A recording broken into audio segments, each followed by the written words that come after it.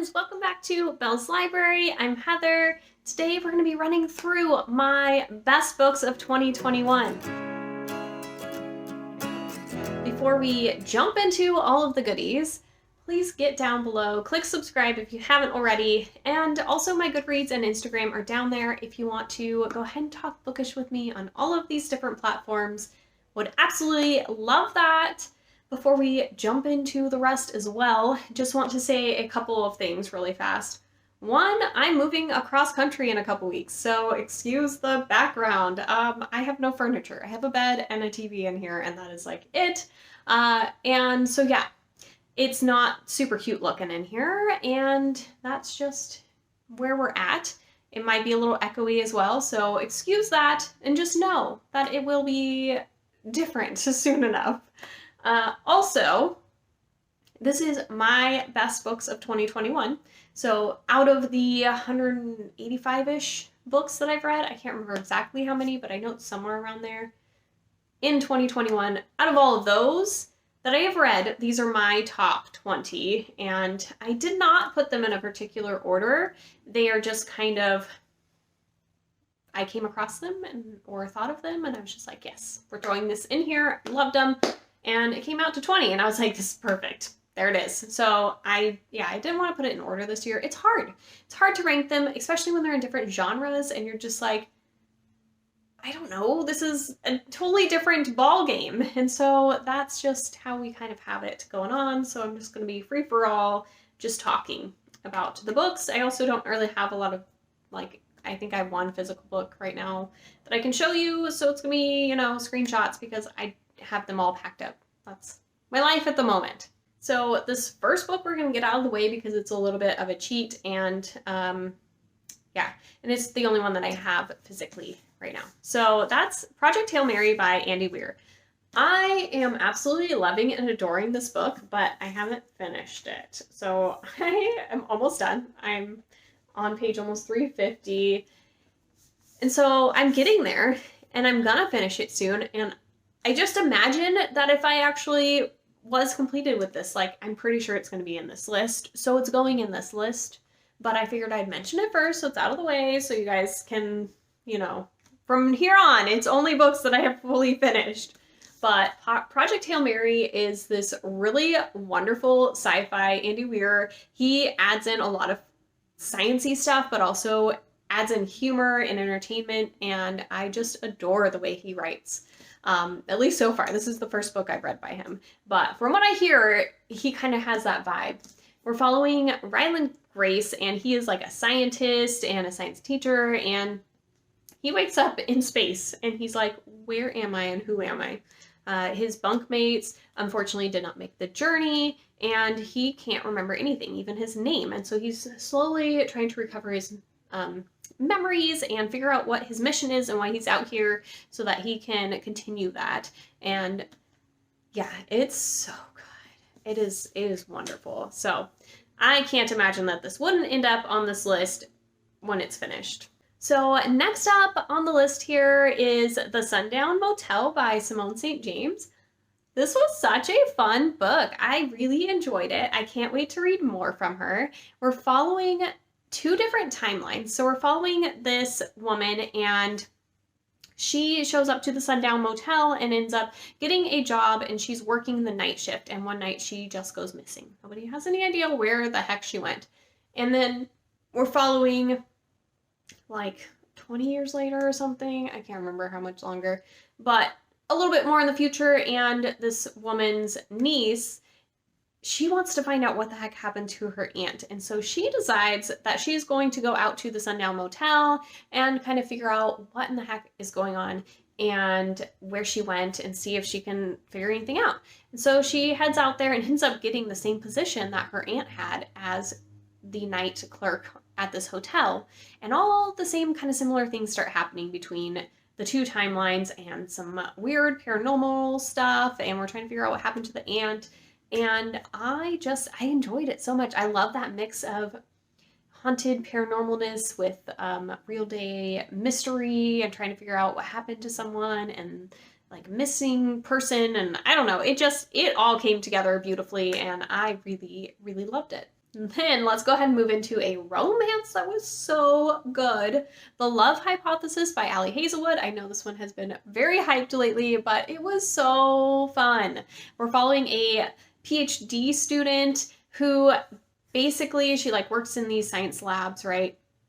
She tells her friend, like, go out with my ex. You guys are perfect together. I don't want to be with him.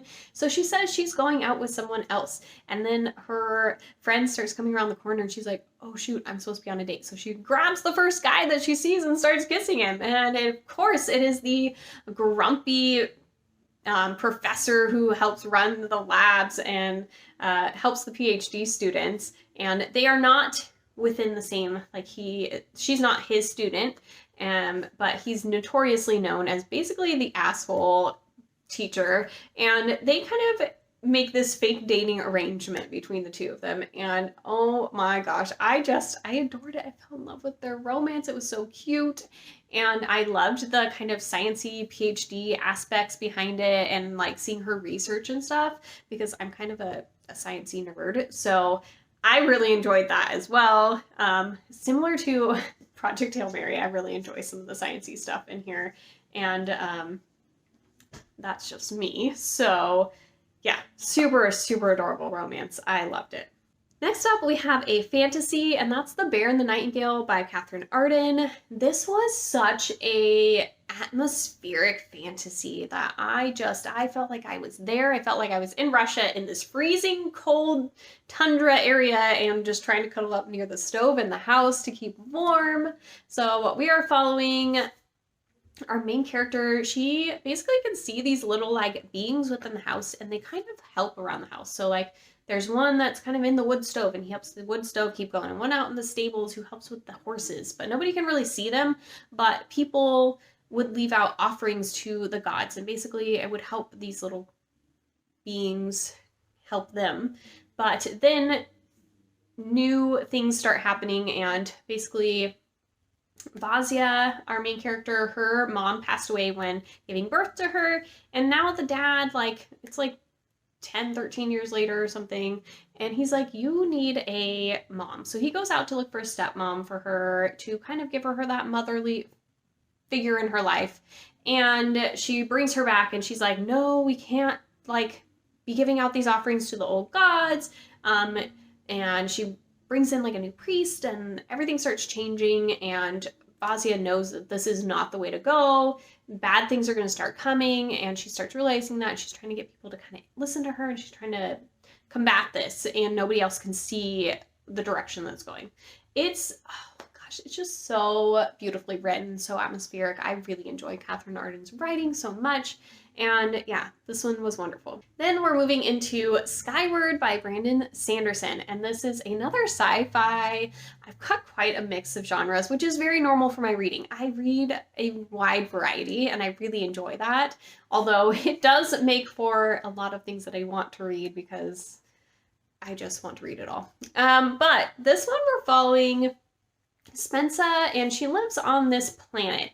And basically everybody like lives underground in the planet because they are constantly being attacked from above by the Krell. And the Krell are like an alien race, and they come through when the debris kind of has gaps in it, so then they can like get in there and start attacking. And their only defense is the fighter pilots that go out and try to take down the Krell in those moments when they can get through. And so Spensa, her dad was a pilot, and she wants to be a pilot. Like, that's her goal, dream in life. But everybody has branded her dad as a coward, and they don't want Spensa to do the same thing. And so she's really like trying to combat this stereotype that's surrounding her, and nobody really wants her to be in this, but she's like, no, this is my dream. I'm going to make this happen. And so we're following her journey doing that. Also, there's a sentient ship in here, and that was wonderful too, so just saying. Moving back to romance, I have Act Your Age Eve Brown. This has been my favorite of the Brown sisters. I just thought this one was so fun. It's kind of this hate to love story. We're following Eve when she, basically her parents like cut her off from her money. They're like, you need to get a job and stick with it. You keep getting these jobs or starting these entrepreneur businesses and then you just don't stick with it, and we're tired of it.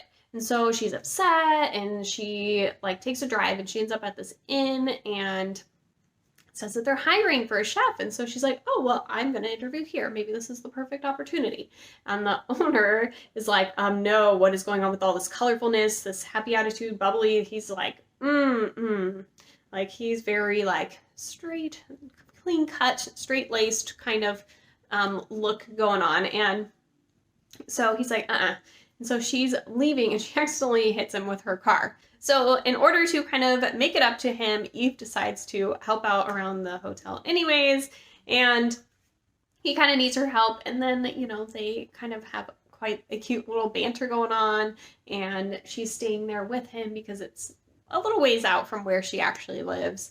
And they just have this cute romance, and I just adored it. They were so cute and sweet, and I loved it. And Talia Hibbert does a great job of also having some representation within her books as well. So we have some autistic rep in here as well. And I really enjoyed just seeing some characters that were on the spectrum and leading fruitful lives and just making that work in their everyday life, and it was beautiful. So these next couple books I have on here are by the same author, a new fave for me. Definitely going to be trying to read everything she comes out with, because so far she's done no wrong, and that is The Cost of Knowing and Slay by Brittany Morris.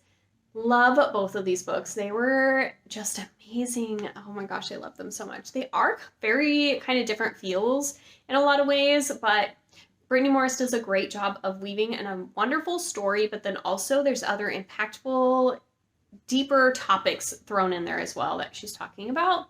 And she does it in such a wonderful way. So in The Cost of Knowing, we are following this young boy, well, not young boy, young man. He's in his teens. And basically when he touches any items or people, he sees their future. So he's touching this photograph, and he sees that his brother's grave, and he's like, what? So he's trying to kind of come to terms with that. So we're following the two brothers while he is working through some of that and trying to figure out when this is going to happen and such. And it was that ending. I was bawling in this book. It was so impactful, so wonderfully written. It broke my heart in a million pieces and put it back together, and it was beautiful. It was really beautiful. And then Slay is more of like a sci-fi contemporary. We're following this girl, and she created this online role-playing game for the Black community. A lot of her friends at school and everything, they are all white, and she just wanted somewhere she could go that she could kind of talk about some of these things and have some of her Black culture included as well in her life.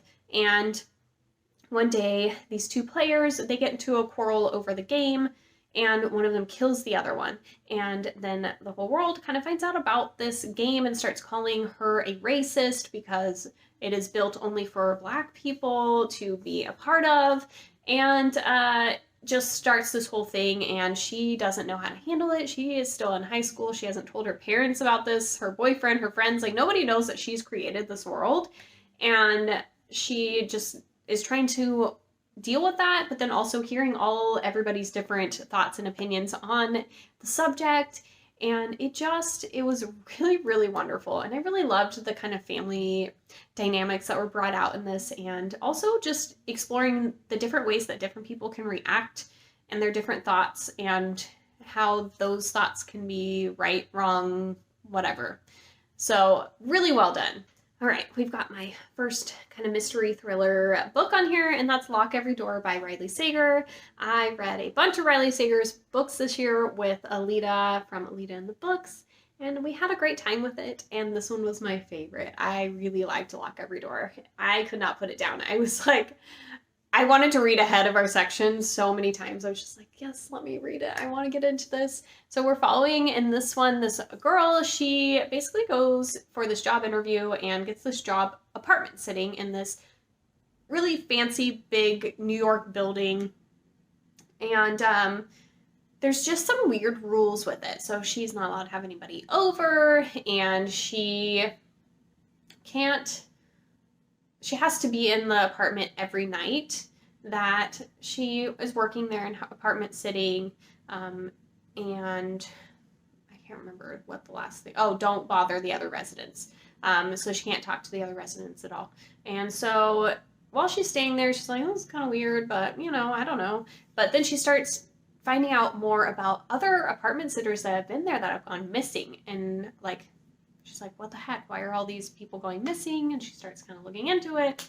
And that's kind of the trajectory of the story, and the twist and the turns were good. And I just enjoyed, like, I was so sucked into it, and the atmosphere of this old Gothic building, it was wonderful. The atmosphere was well built up. I really enjoy a good atmosphere in a book. Like, it makes me feel like I am there, and I love that. Okay, and then I've got a couple fantasy books next. So, Kingdom of Copper by S.A. Chakraborty. This is the second book in the the Daevabad trilogy. The first one's City of Brass, and that one was amazing too. And then Kingdom of Copper, like, somehow got even better. It was so wonderful. Oh my gosh. So in this one, we're following basically this woman, Nari. She accidentally summons a Jinn warrior when she's doing this like healing ritual in Cairo, and gets herself into a spot of trouble because of that. He ends up taking her to the City of Brass, which is where the Jinn live, and she gets kind of sucked into this world and all these different clans that are there that don't agree on the way that things should be run, and there's a lot of different political alliance stuff going on, and oh my gosh, it's amazing. I can't wait to finish this trilogy. It is so good. So next up is Six Crimson Cranes. This is by Elizabeth Lim.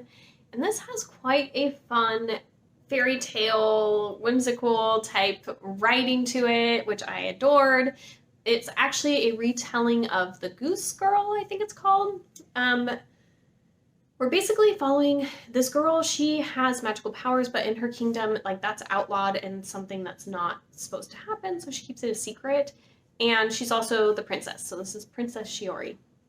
Her stepmom finds out about it, and she has some evil magic of her own she's been keeping quiet, and basically curses her and sends her out into Timbuktu, and basically nobody can recognize her, and she also made it to where if she speaks any words, for every word that she speaks, one of her brothers is going to die, and then she turns all 6 of her brothers into cranes, and so she's trying to figure out how to get back to her kingdom and save her kingdom, and then also make sure she doesn't kill her brothers along the way. I remember like feeling like I couldn't speak when I was reading this. Like, my husband would try to like ask me a question. I was like reading this, and I was like, yes, you can talk. This is not going to kill anybody. Like, that was something that was like so weird to like have that feeling. But yeah, this was such a wonderful book. I really want to go back and read Elizabeth Lim's other works. I know the Spin the Dawn duology sounds wonderful, so I'm excited to get back to that one at some point. And then I have What Big Teeth by Rose Szabo on here, and I don't know that people would totally agree with me on this one, but I really enjoyed this book. Following this girl, she is sent away to like boarding school and is away from her family for like years, and then something happens at her boarding school and she has to return home. And she's starting to remember that her family has monstrous sides to them, and we're talking in a figurative and literal take. And when she returns home, she kind of has to help take over the household. They are needing some help with some of that stuff, and she starts getting taught how to do some of that and help run this family estate, basically. And I thought I had a good time with it. It was different and odd and weird, but like, I think it's considered horror. I don't know. It was definitely weird and different, but very interesting and fast-paced. I went through it very quick. I feel like similar vibes to like reading something by Shirley Jackson.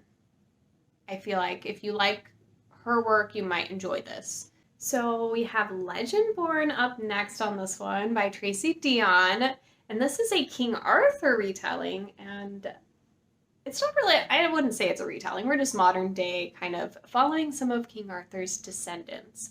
So in this one, we've got this girl, and she is accepted into a program at college. It's like an early college program, but she's doing her senior year of high school there to then graduate high school. The campus has some wonderful, like, dark academia vibes, so totally love that. But on her first night there, she goes out to this like party in the woods, and she sees some magical stuff going on, and she's like, what is going on here? And these people like wipe everybody's memories, but for her it just doesn't stick, which is really weird. So she ends up kind of getting wrapped up in this secret society on campus that is made up of a bunch of Arthur's descendants, and she gets pulled into this like championship thing to get sucked into the society, and you have to like pass through it, and there's a bit of a love triangle happening in here, but I enjoyed it. I don't know. I don't have a problem with love triangles for the most part. Like, as long as they're done well. There's some times where you're like, no, that was not done well at all, but overall, I enjoy it. And yeah, this was one of my favorite fantasies of the year, honestly. Like, I raved about this one for quite a while. I still think about it. I can't wait for the next book to come out this next year. It's so fun. I really enjoyed the magical elements, and also our main character, Bree, she's dealing with some grief from losing her mom, and also learning a little bit about root magic and the society, and just, it just was so good. There's a really interesting kind of backstory to her and her family that you learn, and I think that really added some depth to the story, and I loved it. Next up, another romance that I really, really loved this year was Well Met by Jen DeLuca. The Renaissance fair vibes in this were just amazing, and it's a hate to love, which I really enjoy, but we're basically following this girl. She heads back home to help her older sister take care of her niece, like the older sister's daughter, so her niece. Her older sister got into an accident, and she needs to do physical therapy, and she can't take care of her teenage daughter at the time, and so she ends up getting sucked into going to this Renaissance fair every weekend for 6 weeks in summer, because that's what her niece wants to do, and it's part of like the drama program or something. And so she is going to play a bar wench there, and the organizer of this event, they have a little like animosity between the two of them that grows into a little something happier. And a book that's maybe not so happy, The Night Swim by Megan Golden. This was amazing. It has a podcast element to it, as well as this amazing backstory. This was a good one. Okay, so this one, we kind of have a couple different things going on, but our main thing is we're following this woman. She is going to go sit on these proceedings at a court proceeding of this girl who has been raped by another person in the town, but this other person in the town is well loved, and it's creating a whole debacle in the town and who they believe, and just a lot of great conversation and topic around this. And so this woman also runs a podcast. So she's basically like going to sit in on these court proceedings and then do a podcast talking about what happened in court. And then also she like goes around town and interviews different people and talks to different people about the case.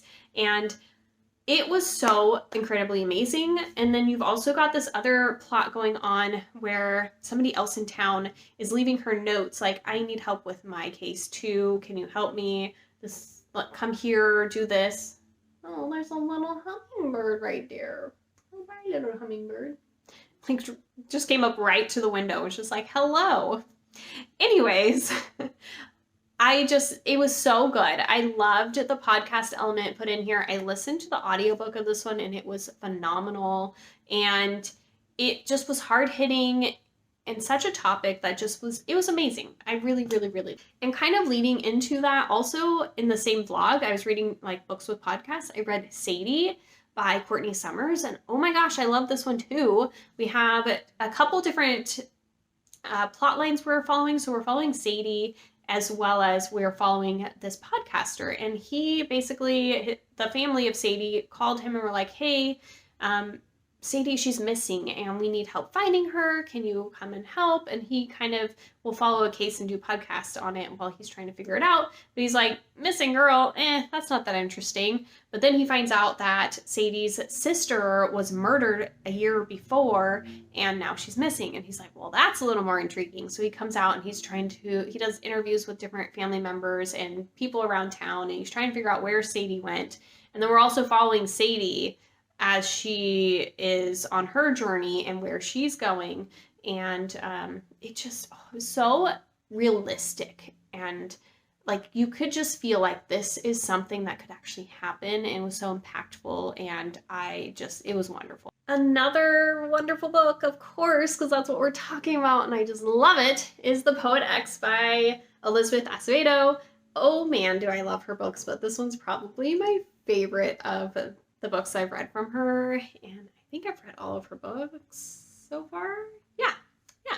Anyways, The Poet X was wonderful. So we're following our main character. She basically is in high school, and her like English teacher is like, oh, you should join my club. It's a like slam poetry club. You'd be amazing at it because she writes poetry all the time.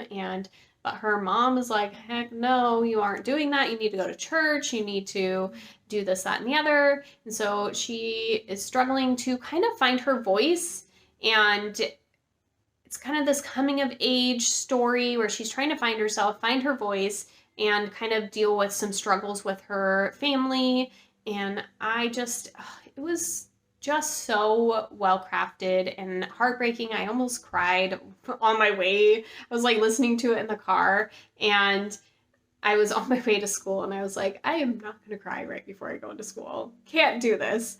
I loved like some of the side characters and how they just were so amazingly helpful to her and just loved on her and tried to, be there for her. I think that's something like a bigger goal in my life, is that I would love to be able to be one of those people who is there for someone in a time that they really needed it. And I just, melted over the story, and it was wonderful.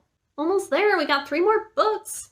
Okay, so Small Spaces. So Catherine Arden, you get to be on here twice. I've loved this book. It was so fun. It was like this middle grade horror book that we're following this girl, and she sees this woman like gonna throw this book into the river, and she's like, no, you can't do that, and she like steals it from her and runs off, and she's like reading this diary of this girl like from years ago and what happened to her on this farm and yada yada. So next day she's headed out on a field trip, and the woman that she saw at the river like owns the farm that they're going out to, this pumpkin farm with like all these scarecrows and just stuff going on. And she's like, what? And so things start connecting between the diary and this farm, and some creepy stuff goes on, and there's a smiley scarecrow guy, and just, it was so good. And she teams up with a couple other people, so we have like this little group of kids trying to take down a big bad, and I loved it.